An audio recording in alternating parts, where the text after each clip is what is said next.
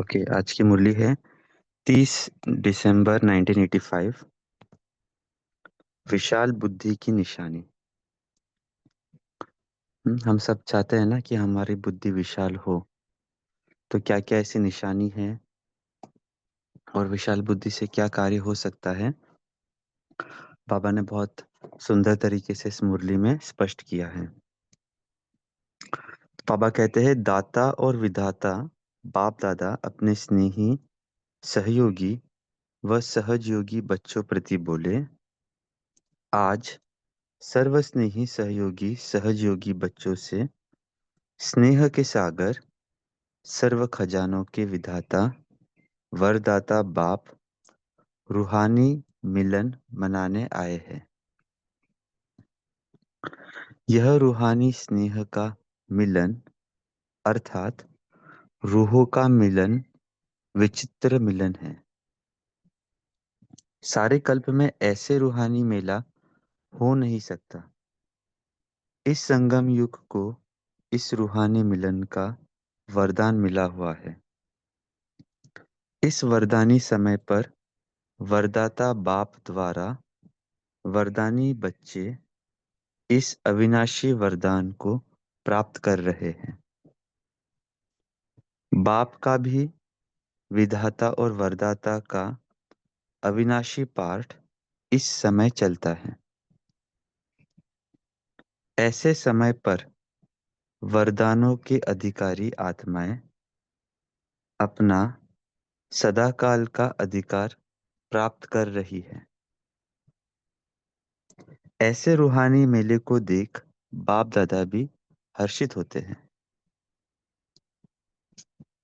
बाप दादा देख रहे हैं कि ऐसी श्रेष्ठ प्राप्ति करने वाले कैसे भोले साधारण आत्माएं विश्व के आगे निमित्त बनी हैं।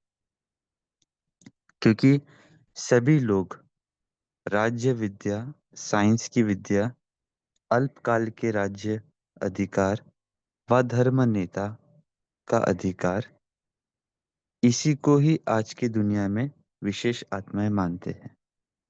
लेकिन बाप दादा कौन सी विशेषता देखते हैं? सबसे पहले आप अपने आप को और बाप को जानने की विशेषता। जो आप ब्राह्मण बच्चों में है वह किसी भी नामी ग्रामी आत्मा में नहीं है। तो एक बार पॉज करते हैं यहाँ पे। बाबा क्या बोल रहे हैं? शुरुआत में बाबा ने जो बच्चों से मिल रहे हैं सहयोगी और सहयोगी बच्चे, हम्म, तो बाबा उस रूहानी मिलन की महिमा कर रहे हैं। बाबा ने बताया कि यह विचित्र मिलन है और संगम युग में आप बच्चों को इस मिलन का वरदान मिला हुआ है। ये वरदानी समय भी है और विधाता और वरदाता का अविनाशी पाठ भी इसी समय चलता है। और विशेष रूप से बाबा ने बताया कि ये जो मिलन है ये सबसे श्रेष्ठ मिलन है संगम युग पर। इस प्रकार का गैदरिंग और कोई होता नहीं है। भले बाहर अलग अलग प्रकार का राज्य विद्या, साइंस की विद्या प्राप्त करने वालों की गैदरिंग होती है ना। जैसे हम देखते हैं ना बाहर G20, G10 या फिर कोई राष्ट्रपति के साथ, प्रधानमंत्री के साथ अलग अलग देशों की मीटिंग्स होती है आदि आदि। लेकिन बाबा बोलते हैं कि आज के इन सो कॉल्ड विशेष आत्माओं के सामने आपकी जो मीटिंग है वो सर्वश्रेष्ठ है। और इसके दो कारण हैं। पहला कारण ये है कि आपने बाबा को पहचाना है, तो ये जानने की विशेषता है। इसलिए भोले और साधारण होते हुए भी वरदाता से वरदान ले जन्म जन्म के लिए विशेष पूज्य आत्माएं बन जाते हैं। हम्म, तो ये एक विशेषता होने से जन्म जन्मांतर के लिए पूज्य आत्मा बन जाते हैं। फिर बाबा कहते हैं, जो आज की नामी ग्रामी आत्माएं है वह भी पूज्य आत्माओं के आगे नमन वंदन करती है। ऐसे विशेष आत्माएं बन गए। ऐसे रूहानी नशा अनुभव होता है, करते हो? नाउम्मीद आत्माओं को उम्मीदवार बनाना यही बाप की विशेषता है। बाप दादा वतन में भी बच्चों को देख मुस्कुरा रहे हैं। अगर किसी भी अनजान आत्मा को कहो कि यह सारी सभा विश्व के राज्य अधिकारी आत्माओं की, तो मानेंगे? आश्चर्य हो जाएंगे।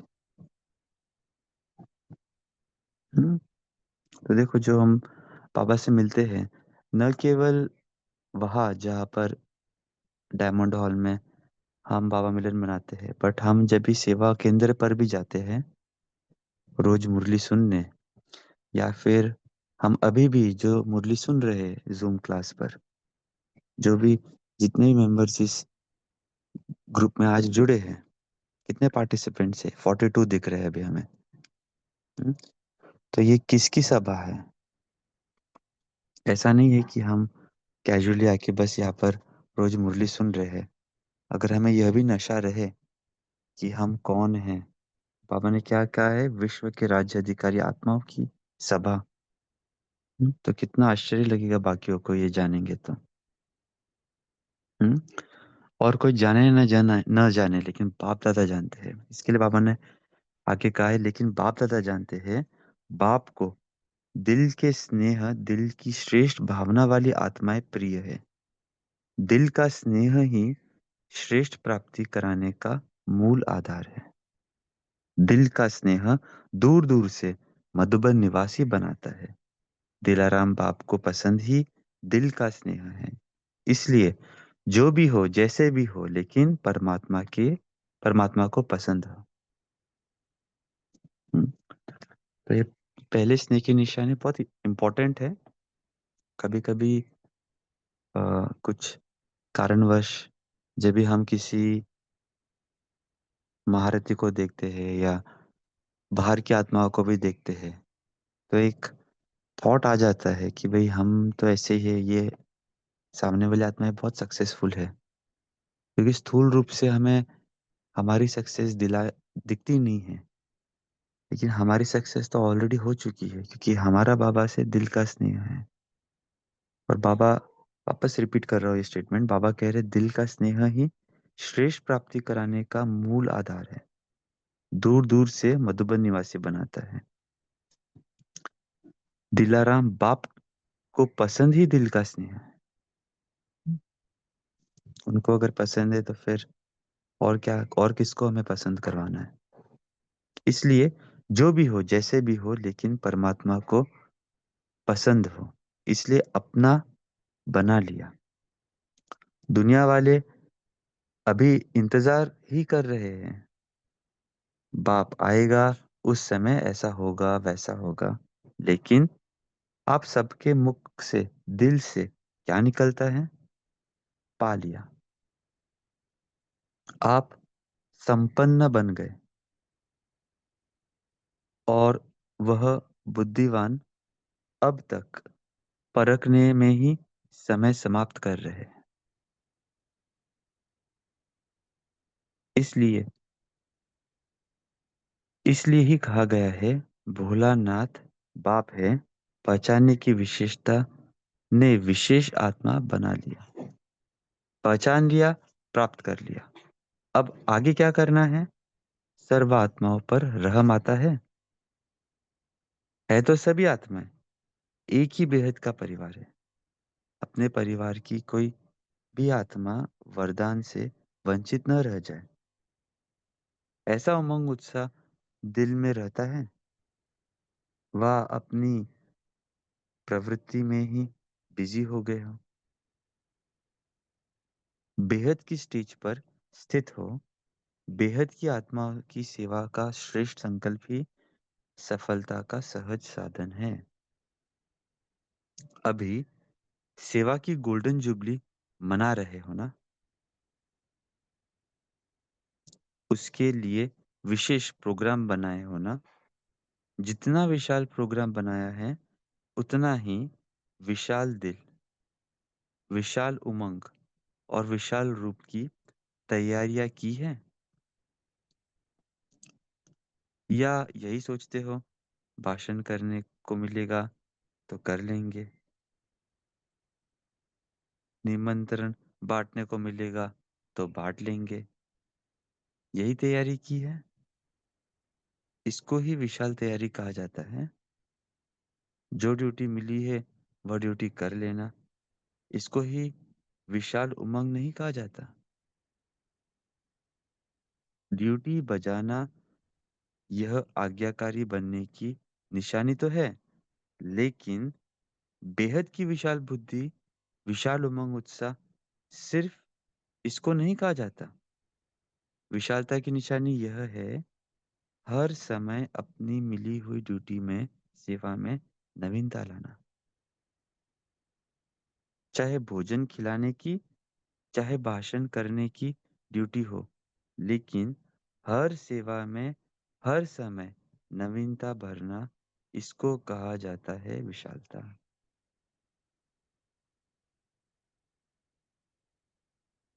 हुँ?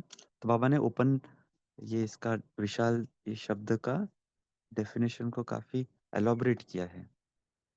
हुँ? तो उसका एक अर्थ बाबा ने क्या बताया पहले? विशालता मतलब हम क्या समझते हैं कि भई दिल को बड़ा रखो, जो ड्यूटी मिलेंगी हम कर लेंगे। भाषण मिल करने बोलेंगे तो भाषण करेंगे, पैम्पलेट बाँटने कहेंगे तो पैम्पलेट बाँट देंगे, निमंत्रण देना हो आदि-आदि। ना लेकिन विशालता केवल उसमें नहीं जो मिले वो करेंगे। बाबा बोल रहे विशाल उसमें है जो आप करने वाले हो, उसमें क्या नवीनता करोगे? उसमें क्या वैल्यू एडिशन करेंगे? मान लीजिए मुझे भोजन परोसने की सेवा मिली है। हुँ? 3 दिन भोजन परोसना है, तो फर्स्ट डे भोजन परोसने में मैं क्या एडिशन करूँगा? क्या वैल्यू एडिशन करूँगा कि मेरे परोसने के एक्ट में कुछ अलग दिखाई दे? सेकंड डे जब मैं परोसूँगा तो फर्स्ट डे के कंपेयर में क्या एडिशन होगा? कोई भी हो सेवा, भोजन परोसने की हो या खाना बनाने की। और ये जो गुण है ये हमें सब जगह यूज़ करना है, ना केवल ईश्वरीय सेवा में। हम जब स्थूल घर पे भी है या ऑफ़िस में भी जाते हैं, अगर हम वही टास्क रूटीन रूप से कर रहे हैं, रिपिटेटिव रूप से, तो हम भी उसके अंदर एन्जॉय नहीं करेंगे, सामने वाले व्यक्ति को भी हम कुछ दे नहीं पाएँगे। अगर हमारा ये लक्ष्य रहेगा, हर दिन भले वो टास्क रिपिटेटिव हो, भोजन बनाने का ही कार्य हम रोज़ कर रहे हैं, घर सफाई करने का ही कार्य रोज़ कर रहे हैं, लेकिन उसमें क्या नवीनता कर रहे हैं? उसमें क्या हम वैल्यू एडिशन कर रहे हैं? ये एस्पेक्ट से अगर हम वो कार्य करें, तो वो कार्य भले साधारण दिख रहा हो, लेकिन उसके अंदर हर रोज़ कुछ न कुछ एक नया ही लेवल लेकर आएगा, नया ही हमें उमंग उत्साह आएगा।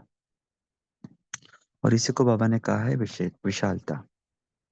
आगे बढ़ते हैं, जो 1 वर्ष पहले किया, उसमें कोई न कोई रूहानियत की एडिशन ज़रूर हो। ऐसा उमंग उत्साह दिल में आता है? वह सोचते हो, जैसा चलता है वैसा ही होगा।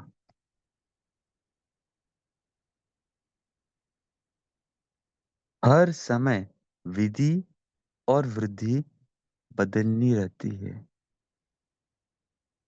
तो देखो जो भी हम में से कुछ अगर रिजिड है, नहीं, नहीं ऐसा बोला तो ऐसा ही करना है, जो पिछले साल किया वही करना है, जो भी है, तो बाबा वो रिजिडिटी से हमें थोड़ा हल्का कर रहे हैं।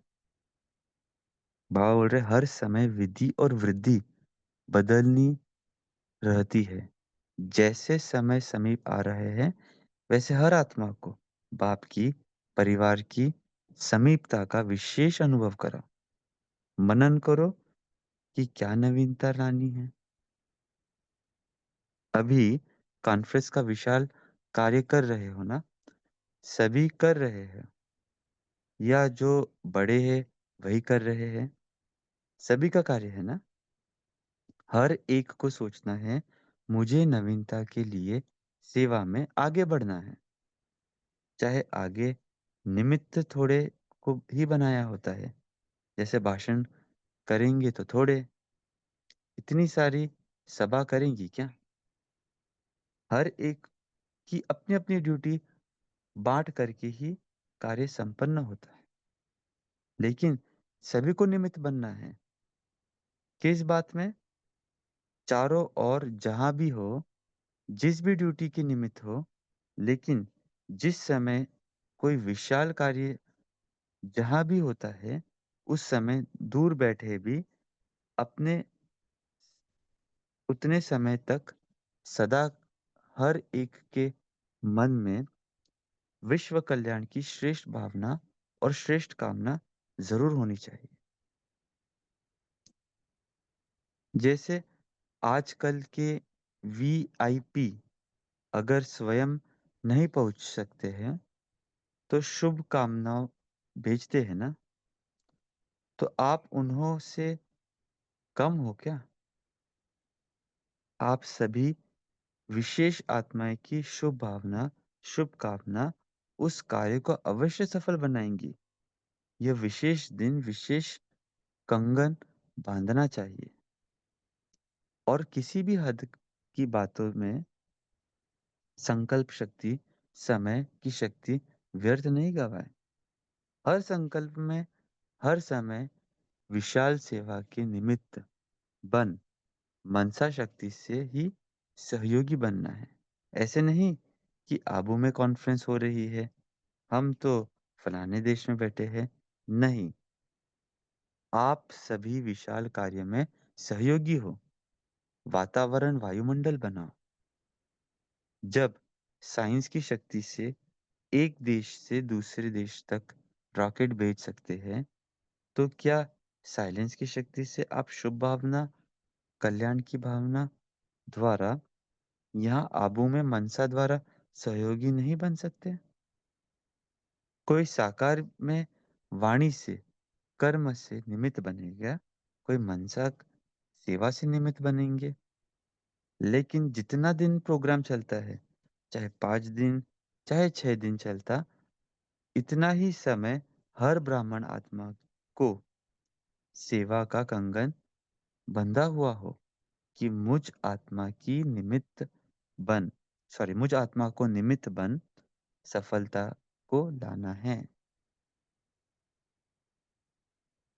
हुँ, उस टाइम पे तो मधुबन में फिर भी साल में 1 या 2 कॉन्फ्रेंस होते थे। अभी तो ओम शांति भवन नया-नया ही बना ही था, जब ये मुरली चल रही थी। उसके पहले तो कहाँ कॉन्फ्रेंस होता था। लेकिन आजकल हम देखते हैं कितने सारे प्रोग्राम्स मधुबन में चलते रहते हैं। परसों ही मोहिनी दीदी से मिलने का चांस मिला तो वो बता रहे थे कि मधुबन में पैरेलली 6-7 प्रोग्राम तो हर टाइम चलता ही है। शांतिवन में 2 प्रोग्राम्स 3 प्रोग्राम्स चलते हैं, फिर आनंद सरोवर में चल रहा है, मनमोहिनी वन में चलता है, पांडव भवन में तो भट्टियाँ चलती ही रहती है, ज्ञान सरोवर में होता रहता है। तो आज के टाइम पे तो मधुबन में 5 टू 6 प्रोग्राम्स शायद उससे भी ज़्यादा चलते हैं। हुँ, तो हमें भी भले हम मधुबन नहीं रह रहे हैं, यदि उन प्रोग्राम्स के प्रति शुभ भावना, शुभकामना रखें, जब भी हम योग कर रहे हैं, जब भी हम कोई भी कार्य कर रहे हैं, हमें प्रोग्राम की सूची तो मिल ही जाती है 1 साल पहले। तो अगर हम इसमें ये भी चीज़ शामिल करें, तो हमारा कितना अच्छा कंट्रीब्यूशन हो जाएगा उस प्रोग्राम के अंदर। भले हम स्थूल रूप से नहीं जा रहे हैं, यहाँ बैठे-बैठे भी हमारा उस प्रोग्राम के प्रति जो भी डेलीगेट्स गए होंगे, हमारे यहाँ से उनको प्रकंपन भेजने से डेफ़िनेटली पहुँचेंगे भी ना। बाबा इस मुरली में बता रहे हैं। तो आगे पढ़ते हैं। हर एक अपने को ज़िम्मेवार समझे, इसका भाव यह नहीं समझना कि सभी ज़िम्मेवार हैं, तो भाषण का चांस मिलना चाहिए। हुँ, तो बाबा ने बताया कि ज़िम्मेवार समझना मतलब लिमिटेड एस्पेक्ट ना ले, कि इनको ये सेवा मिली तो मुझे ही मिलना चाहिए, मैं भी इक्वली इसके अंदर सहभागी हूँ। सेवा भले हमें कोई भी मिले, बाबा ने पहले भी क्लैरिफ़ाई किया है। आजकल क्या है भाषण देने की सेवा सबको लगता है सबसे बड़ी सेवा है। कि भाषण देने वाला क्या होता है, एकदम स्टेज पे सेंटर पे होता है ना, यूट्यूब लाइव स्ट्रीमिंग में भी वही दिखता है व्यक्ति, स्क्रीन पे भी वही दिखता है, ताली भी उसी को देखकर सब बजाते हैं। तो बाय डिफ़ॉल्ट सबका सोचना होता है कि भाई भाषण देने वाला व्यक्ति बहुत प्राइम सेवा है, क्रीम सेवा है, बट ऐसा नहीं है। अभी हम मधुबन में गए थे 1 हफ्ते पहले। और जस्ट थोड़ा मुरली से डाइवर्ट करे 1-2 मिनट, लेकिन इम्पोर्टेंट बात है, अच्छा लगेगा आपको सुन के। तो 1 हफ्ते से अभी हम मधुबन में ट्रांसपोर्ट विंग की सेवा के लिए गए थे, और वहाँ पे हमें विशेष रूप से रजिस्ट्रेशन की सेवा मिली थी। तो जो भी डेलीगेट्स आए उन्हें मिलना, अकोमोडेशन दिलवाना, उनका रजिस्ट्रेशन हुआ कि नहीं चेक करना, उनसे बात करना। तो उसमें कुछ वीआईपीज भी थे, कुछ अच्छे अच्छे पद वाले भी थे रेलवे वगैरह से।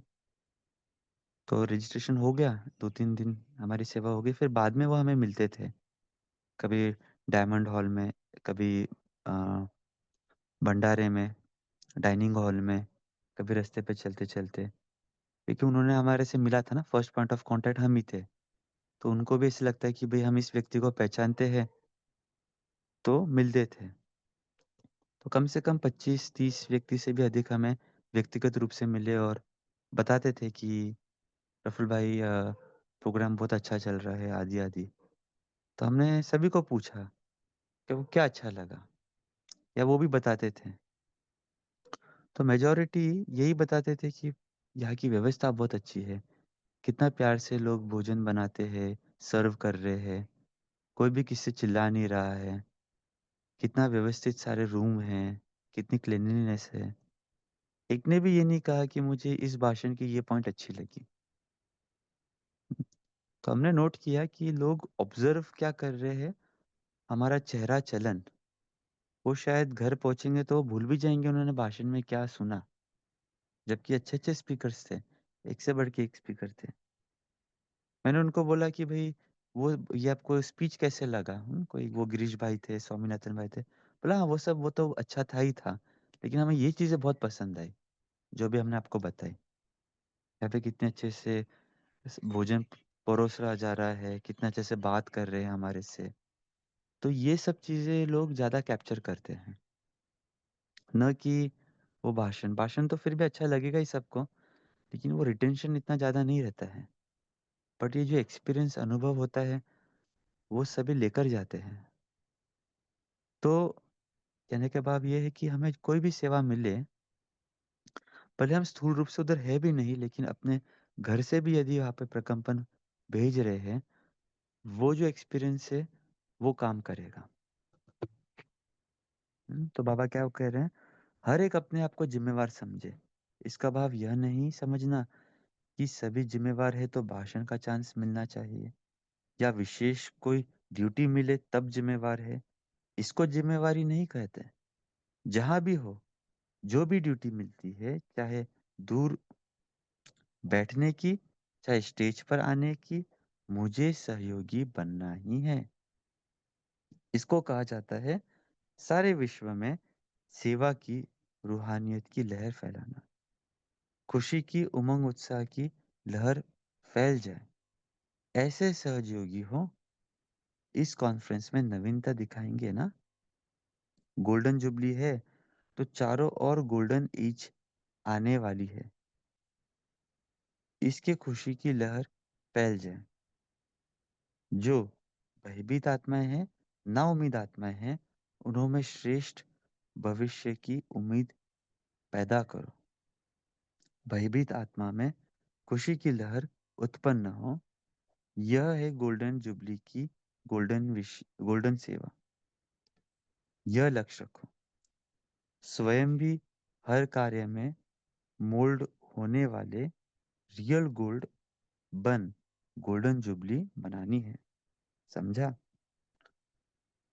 जो अब तक नहीं किया है वह करके दिखाना है। ऐसी आत्माओं को निमित्त बनाओ, जो एक अनेक आत्माओं की सेवा के निमित्त बन जाए। सोचते ही रहेंगे, लेकिन करेंगे करेंगे कहते समय बीत जाता है, और अंत में जो भी मिला उसको ही ले लेते हैं। संख्या तो बढ़ जाती है, लेकिन विशाल सेवा का प्रोग्राम रखते ही इसलिए कि ऐसी आत्माएँ आवे जो एक अनेकों के निमित्त बन जाए। चारों ओर सेवा चलती रहती है ना, अपने-अपने स्थान पर भी ऐसी आत्माओं का कार्य तो चलते रहते हैं।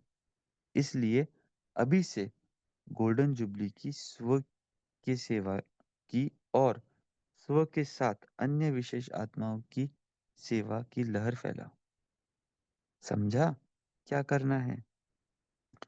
मोहब्बत से मेहनत करो। स्नेह ऐसी वस्तु है जो स्नेह के वश ना वाला भी हाँ कर सकता है। हुँ। आपने भी देखा होगा कि स्नेह से किसी को कोई चीज़ कहे, तो भले वो ना कहने वाला है, लेकिन वो हाँ कर देता है। समय न होते भी समय निकाल देते हैं। यह तो रूहानी स्नेह है, तो धरनी बनाओ। ऐसे नहीं सोचो कि यह धरनी ही ऐसी है, यह लोग ही ऐसे हैं। आप कैसे थे? बदल गए ना? शुभ भावना और सदैव श्रेष्ठ फल होता है। अच्छा, अपने घर में आए हो, यह तो बाप को भी खुशी है, लेकिन समय तो हद का है ना?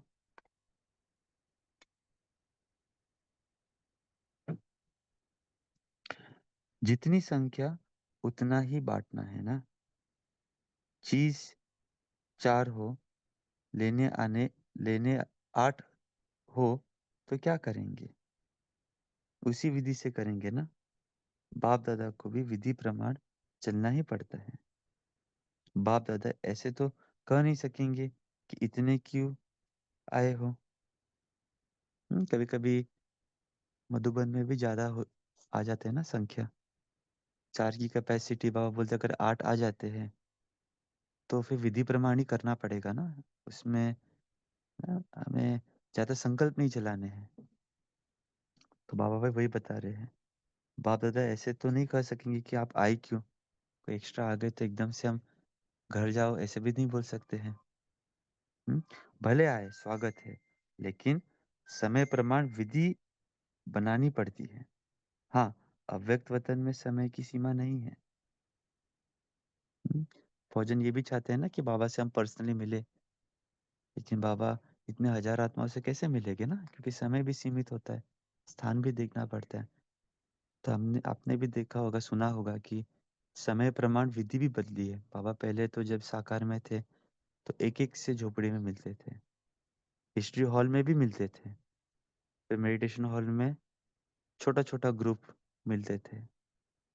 ओम शांति भवन में फिर थोड़ा बड़ा ग्रुप, फिर डायमंड हॉल में तो ख़ैर सभी बैठे रहते थे, बाबा स्टेज से ही मिलते थे। केवल कुछ व्यक्ति ही ऊपर जाते थे स्टेज पर। और अभी तो हम देखते हैं बाबा तो वतन से ही सभी को मिलते हैं। तो समय प्रमाण विधि भी बदलती है, तो हमें भी वह एक्सेप्ट करना है। हुँ? तो फिर अभी हम यहीं पे विराम देते हैं। बाबा ने महाराष्ट्र का ग्रुप से मिला, राजस्थान के ग्रुप से मिले, डबल विदेशी के ग्रुप से मिले हैं। हुँ? और फिर अंत में बाबा ने कुमारियों के ग्रुप से भी मिले। हुँ? तो याद प्यार पढ़ते हैं। अच्छा, सर्व स्वराज्य विश्व राज्य के अधिकारी आत्माओं को सदा बेहद की सेवा में, बेहद की वृत्ति में रहने वाले श्रेष्ठ आत्माओं को दिल विशाल, सदा विशाल बुद्धि, विशाल उमंग उत्साह में रहने वाली विशेष आत्माओं को सदा स्वयं को हर सेवा के निमित्त जान निर्माण करने वाले सदा श्रेष्ठ और बाप समान सेवा में सफलता को पाने वाले ऐसे रूहानी आत्माओं को रूहानी बाप दादा की याद प्यार और नमस्ते। हम रूहानी बच्चों की रूहानी बाप दादा को याद प्यार और नमस्ते। तो यही विराम देते हैं, बाकी मुरली आप घर पे ज़रूर पढ़ना। अभी 1 मिनट हम चिंतन करेंगे सभी, कि आज की मुरली से हमने क्या सीखा, फिर शेयरिंग करेंगे। ओम शांति।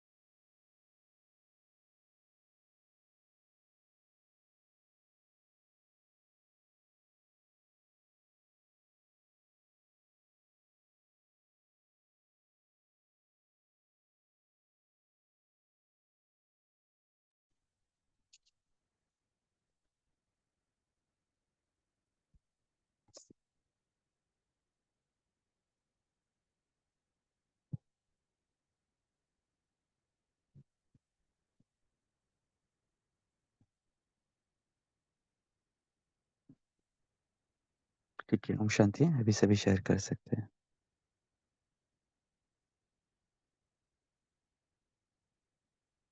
शांति। जी गंगापन जी। बाबा बोले दिल का स्नेह और शुभावना वाले बच्चे ही बाप को प्रिय लगते हैं। वो तो ढूंढ ही रहे हैं। वो तो उम, आपने बाबा को पा लिया और वो परखने में ही लगे हैं अब तक। ओम शांति। कौन परखने के लिए लगे हैं? बाहर वाले। बाहर वाले। और जो दिल का स्नेह रखते हैं उन्होंने तो बाबा को पा लिया। सही बात है। हम अच्छा, ये बच्चों ने कौन है बात। Vivo 1609? आप भी बताएं। हम्म, हम्म, अपना नाम से ज्वाइन करो तो अच्छा होगा ना। हमें भी पता चलेगा कौन कौन ज्वाइन किए हैं। बोलो वीवो फोन।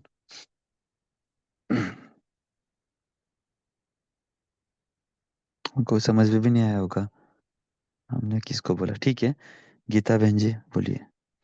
হ্যাঁ, ওম শান্তি ভাইজি। বাবা বললা যে किसी वस्तु है जो स्नेह के वश ना वाला भी हाँ कर देता है, समय ना होते भी समय निकाल देते हैं, यही रूहानी स्नेह है।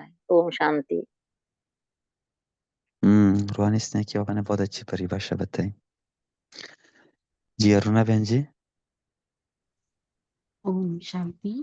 आज बाप दादा ने कहा कि मनन करने के लिए तो जैसे भाषण कर रहे हैं तो संपूर्ण फरिश्ता स्वरूप रहकर संपूर्ण रूहानी ज्ञानी योगी स्थिति में स्थित हर आत्मा के पास यह शक्ति की लाइट समा जा रही है।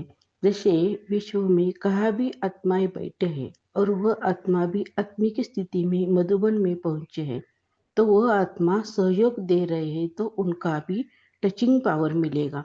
जैसे बाबा मिलन के समय विश्व के हर एक ब्राह्मण आत्माओं का टचिंग पावर का अनुभव होता है। बाप दादा सभी को याद प्यार भी देते हैं, यानी मनसा सेवा श्रेष्ठ सेवा होती है। हर कर्म सहयोगी बनकर कर रहे हैं, लेकिन साइलेंस की शक्ति भरी हुई है। यह नवीनता आवाज से परे रहकर अनुभव करना चाहिए, तब विशाल बुद्धि की विशेषता होगी। भोजन खिलाने के समय साइलेंस की शक्ति का अनुभव होगा, जैसे कि हाथ अनेक है लेकिन एक दिखाई दे। ओम शांति। तो आपने इसमें से क्या पॉइंट धारण किए जो आपने पढ़ा अभी? उसमें आप कैसे अप्लाई करोगे अरुणा बहन जी? कौन से पॉइंट अप्लाई करोगे, थोड़ा स्पष्ट करके और बताएं।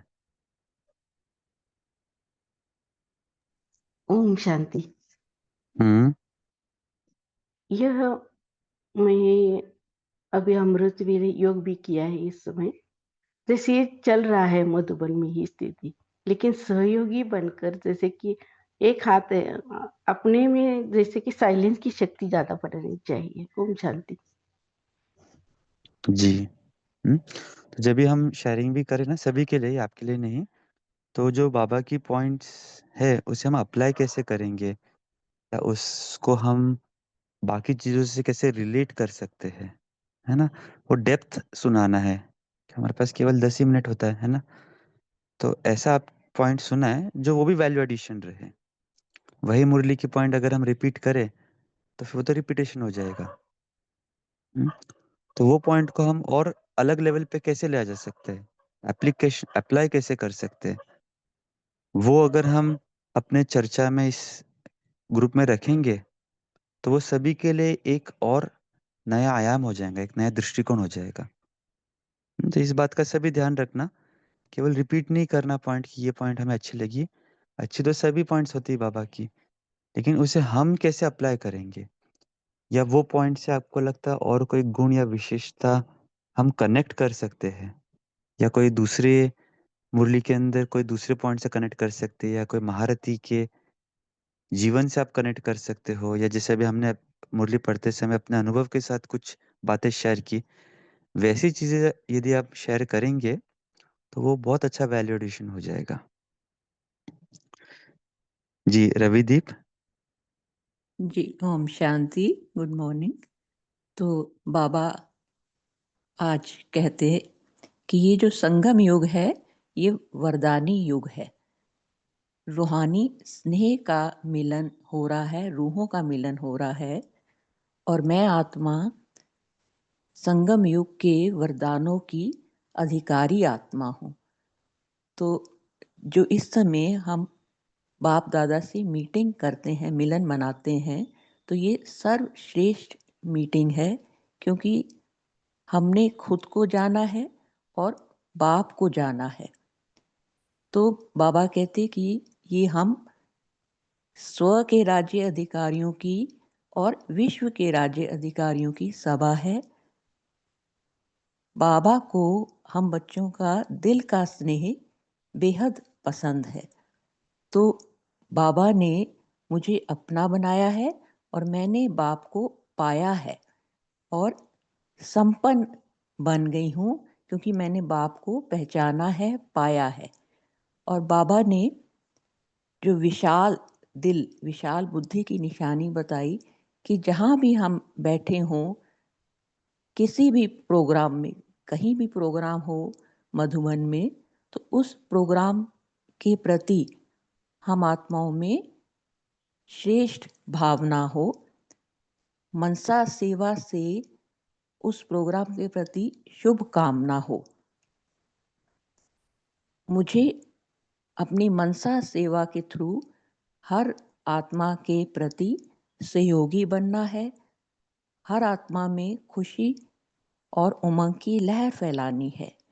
जो ना उम्मीद आत्माएं हैं, उनमें भी श्रेष्ठ भविष्य की उम्मीद उत्पन्न हो मेरी मनसा सेवा के द्वारा। जो हम पूरे दिन में भी समय समय पर, चाहे 1 घंटा के गैप, 2 घंटा के गैप में 2-2 मिनट में कर सकते हैं, तो अपनी भी सेवा हो जावे और अन्य आत्मा को भी सुख और शांति का अनुभव होवे। ओम शांति। ओम शांति। थैंक यू नमिता बहन जी। ओम शांति भाई जी। आज बाबा ने जो विशाल बुद्धि और विशाल दिल के बारे बाबा ने बोले कि कोई भी कोई भी सेवा हम करें, परिवार में किसके लिए कोई भी कार्य करें, तो और किसके लिए भी कैसे भी सेवा कर रहे हैं, तो अपना बाबा की सेवा कर रही हूँ ऐसे समझ कर करना है। बाबा का कर्म मैं कर रही हूँ, ये मेरा कर्तव्य है। और सेवा मनोभाव से, बहुत उमंग उत्साह से, कोई भी छोटा काम कहीं ना हो, उसको अपने भावना विशाल भावना दिल से, स्वच्छ मन से, साफ दिल से कर्म करना है। जैसे हर माता अपने बच्चे के लिए करते हैं, छोटे से काम को भी वो बहुत प्यार से करते हैं। ऐसे बाबा बोलते हैं कि हर एक कर्म को आप अपना समझो और हर कर्म बाबा का ही कर्तव्य समझकर करना है, तो उमंग उत्साह भी रहता है। और इसको ही बाबा विशाल बुद्धि और विशाल दिल वाला कहते हैं। तो हर कर्म जब हम सेवा की मनोभाव से करेंगे और वो बहुत उमंग उत्साह से करेंगे, तो बाबा के भी प्यार बन जाएंगे। ओम शांति। ओम शांति। Thank you. लास्ट पॉइंट सुनते हैं हम शेर सिंह भाई आपसे, फिर क्लोज करेंगे। ओम शांति भाई जी। जैसे बाबा ने कहा, आज स्नेह एक ऐसी वस्तु है जो स्नेह के बस ना वाला भी हाँ कर देता है। तो कुछ दिन पहले हमें एक सेवा मिली, तो दीदी ने भेजा तो हमें वहां पे सेवा पे जाना है। हम गए, उन आत्माओं ने मना कर दिया, ना कर दिया। तो कहने लगे बाहर बैठ जाओ। बाहर बैठ के ही सुना, हमने प्यार से ज्ञान सुनाया। 2-4 आत्माएं उसी गली में और भी आ गई। उसके बाद क्या हुआ, तो ज्ञान सुन उनको अच्छा लगा। जैसे बाबा कहते हैं धक्के से इंजेक्शन लगाओ ज्ञान को, उनको एक पॉइंट भी सुनाया भी। किसी बच्चा रोता है, जब बच्चे को तकलीफ होती है, हम इंजेक्शन लगाते हैं, और भी सुनाया ज्ञान जो भी सुनाना था। ऐसे सुना के तो फिर उन्होंने बाद में अंदर ले गए, और आज वो आत्माएं, आज 7-8 आत्माएं निकल गई और ज्ञान सुन रही है। बाबा के सेंटर पे भी जाएगी, बहुत अच्छा लग रहा है उनको। तो ये बाबा कहते स्नेह से ना वाला भी हाँ कर देता है। ऐसी धरनी, स्नेह से धरनी बनाई, तो वहाँ हमने धरनी बनाई, बहुत अच्छा लगा। ओम शांति। भाई जी। बहुत बढ़िया। तो ठीक है, फिर बहुत अच्छे पॉइंट्स अभी ने शेयर किए। अभी हम पोल करेंगे और सभी फिर एकाग्र अवस्था में बैठेंगे 2 मिनट।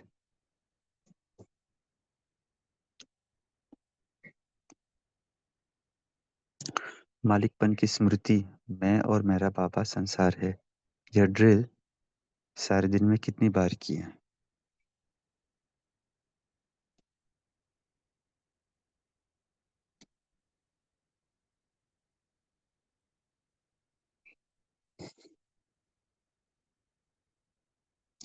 ठीक है, 13 जनों ने उत्तर दिया है। सभी इन दैनिक अभ्यास में जरूर करें, क्योंकि ये बहुत अच्छी बात होती है। रोज ड्रिल करते हैं तो हमारा टेंशन रहता है, तो ज्यादा से ज्यादा करेंगे तो हम सभी को अच्छा लाभ भी होगा उससे। ठीक है, अभी हम 2 मिनट एकाग्र होकर बैठेंगे और इस स्मृति में बैठेंगे कि हम वो विशेष आत्माएं हैं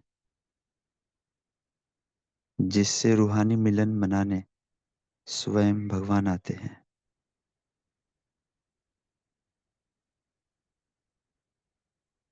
हम वरदाता बाप के वरदानी बच्चे हैं।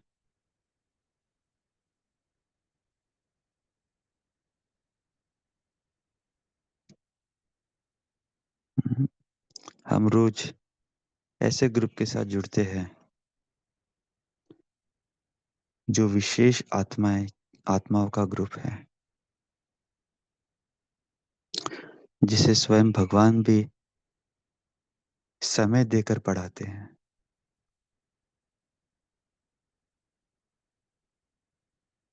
भले बाहर के नामी ग्रामी आत्माओं का अलग अलग संगठन होगा, अलग अलग ग्रुप होगा, लेकिन हम जब बाबा के सामने या ग्रुप में मुरली सुनते हैं, वह संगठन सर्वश्रेष्ठ है।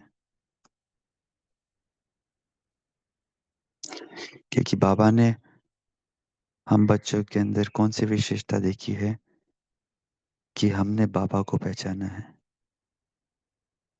और यही एक विशेषता हमें श्रेष्ठ बनाती है। भले हम साधारण हैं, भोले हैं, लेकिन बाबा को पहचानना, यह विशेषता हमें सबसे ऊंचा, सबसे अनोखा बनाता है।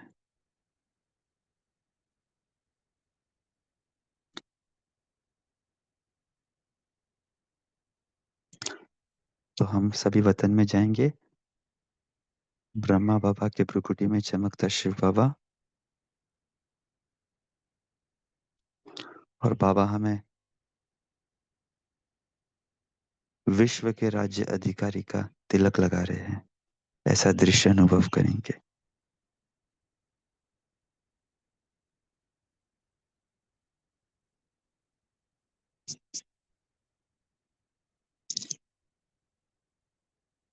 साथ साथ बाबा हमें कह रहे हैं कि ऐसे विश्व राज्य अधिकारी बच्चे, आप सदा विशाल बुद्धि वाले हो। भले आप कहाँ पर भी हो,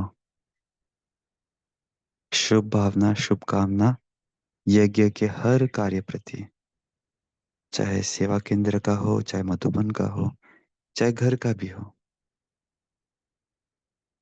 चाहे कैसी भी आत्मा हो, आपके शुभ भावना, शुभकामना से हर कार्य सफल हुआ ही पड़ा है। बाबा से वरदान लेकर हम सभी पुनः आते हैं अपने भ्रुकुटी के बीच, और आज के सुंदर दिन को बाबा के साथ बिताने के लिए हम सब तैयार हैं। ओम शांति। Thank you everyone. सभी एंजॉय करना सारा दिन बाबा के साथ, और विशाल बुद्धि रहकर हम सब कार्य करेंगे आज। ओम शांति। Good day. Thank you. ओम शांति। यू भाई जी, थैंक यू।